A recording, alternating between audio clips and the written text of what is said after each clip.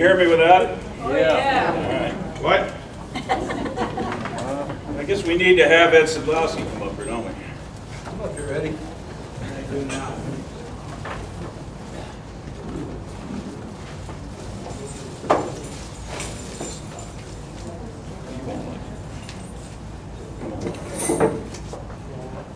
A long time ago, too long to admit,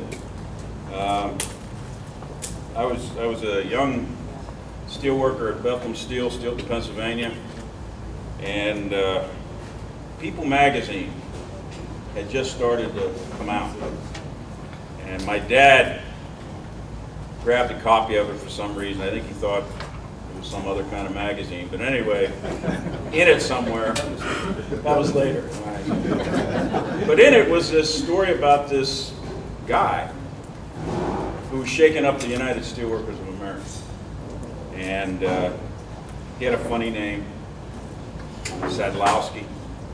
And he had this idea that maybe democracy ought to reign in our union, and maybe we ought to have an election for international president, and maybe it ought to be based on democratizing the union and allowing people to have a much broader say in the affairs of their union and the affairs of their industry than had been traditional in the United Steelworkers.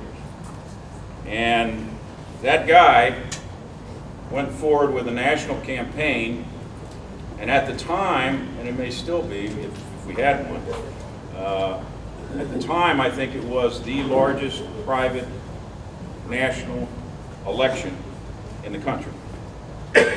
And it was not just an election here, but it was a North American election because of the large membership we had in Canada. And so we proceeded to have an election, a real election. And somehow Eddie gathered a bunch of other people with him, 4 other people, who took their careers in their hands, and they made a campaign of it.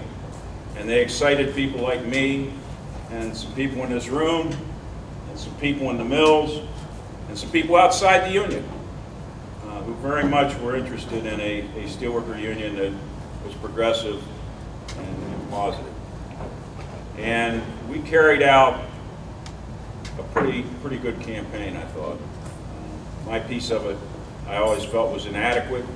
I was always looking for the opportunity for Eddie to run again so we could do it right.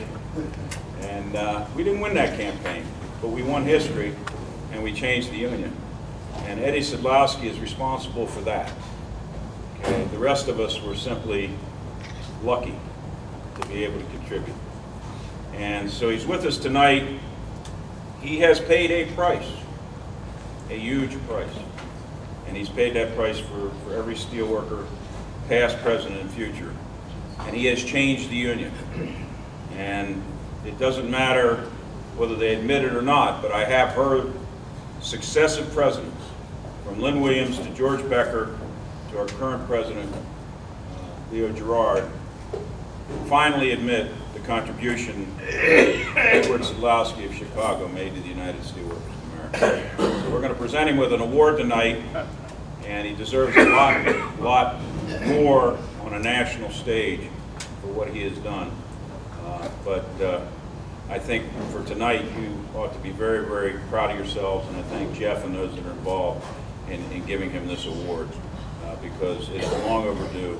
And this guy is a hero in so many ways for people who don't even know what he's done for them. So I'm going to stop because I could go on and on, and I'm not going to. But my friend Edward Sadlowski.